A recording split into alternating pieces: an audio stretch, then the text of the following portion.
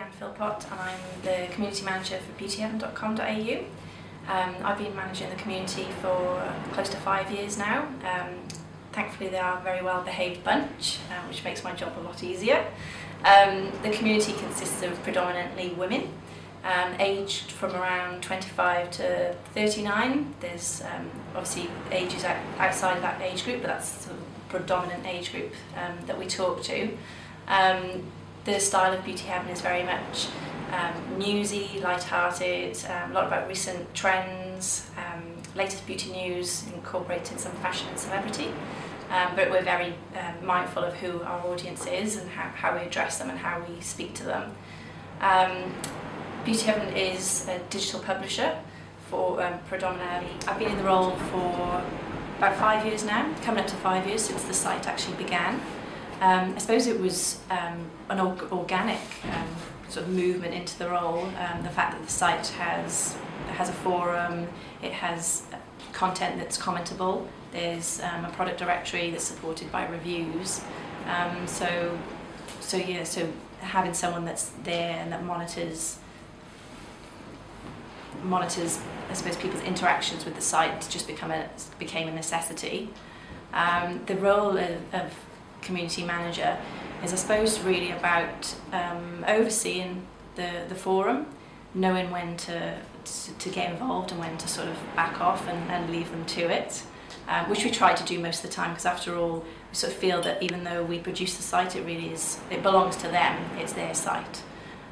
So the only times I really get involved is if a member's actually sort of calling upon Beauty Heaven and asking for our feedback or for our input, or if there's the odd occasion where it gets a little bit tense. I generally will just go in and say, okay, I think we've all had our say on that topic. Let's get back to sort of talking about beauty, or throw a question in to sort of divert them. How often does something like that happen? Generally not too often. I mean, for example, in maybe a 3-month period, there might be 5 or 6 times that you go in. There's certain times of the year where it will flare up, but generally, touch wood, our community is fantastic and very well behaved, and they don't. Beauty Heaven launched around about 2004. It came on the back of a site called Beauty Directory, which is an information resource website for the beauty media. So it started off very much information resource website, very newsy. We found that we had sort of 2,000 people following Beauty Directory that weren't part of the media. They just had a love for beauty. So we decided to, as a sort of side project, take those people and direct them to a consumer site called Beauty Heaven. And that's how Beauty Heaven started, and it's grown from there organically. And we now have 85,000 members and intend to continue and to double that over the next few years. How big is the community?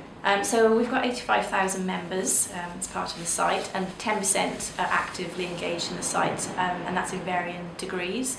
So they could either just regularly post reviews, regularly comment on articles, or they're actively in the forum, responding to other members or posting new threads. Okay.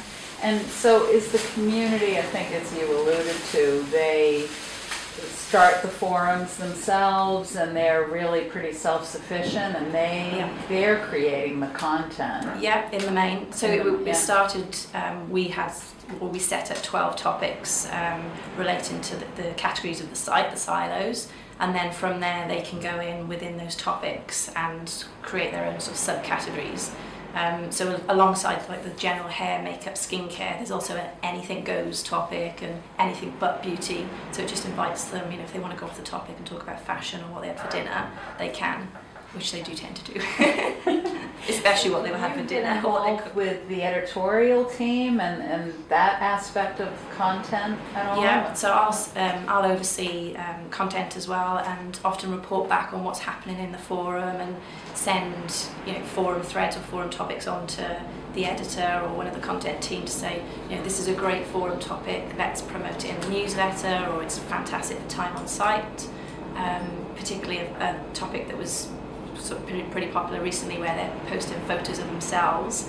I know I spent sort of 20 minutes looking at the photos and going, God, that's what they look like. So that's something that we'll promote, and it's nice for them to feel that the content that they're producing we're supporting, and it gives them their 5 minutes of fame. Deal with the 24/7 nature of the medium. Are you staffed up for 24/7, or is it a 9 to 5 operation for the most part? I think, given that Beauty Heaven's a fairly small company, it's got sort of 9 or 10 staff, and they're all sort of really committed.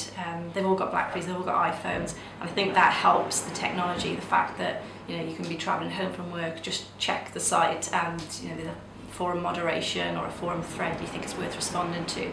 So I think it's just naturally we all get involved because of that sense of ownership and responsibility, and we really feel the site's our own.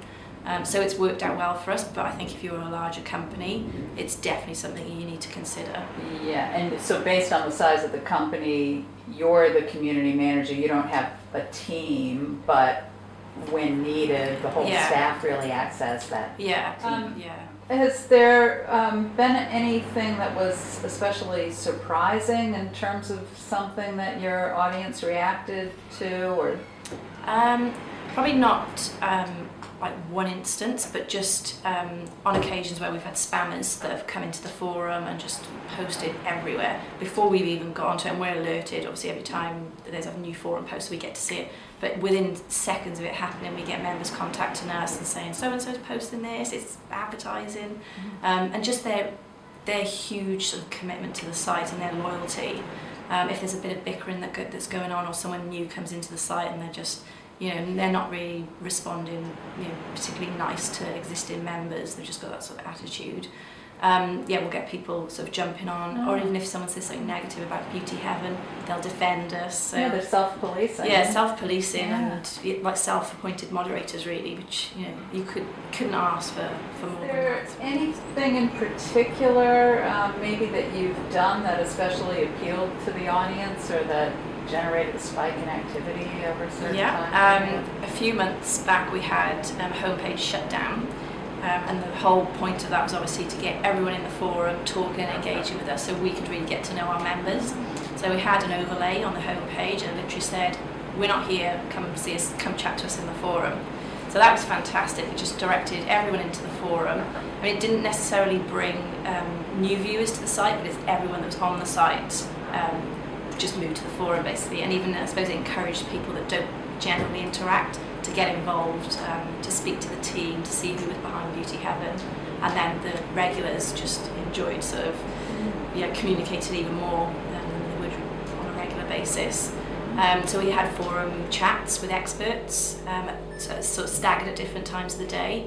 We had videos in there, competitions that started off in the forum, then went around the website. So it was fantastic, massive page impressions. Wow, and you've done that once? Yeah, we did it. We've done it twice, and both times it was great. And each time you do it, you sort of learn something new, what worked, what didn't.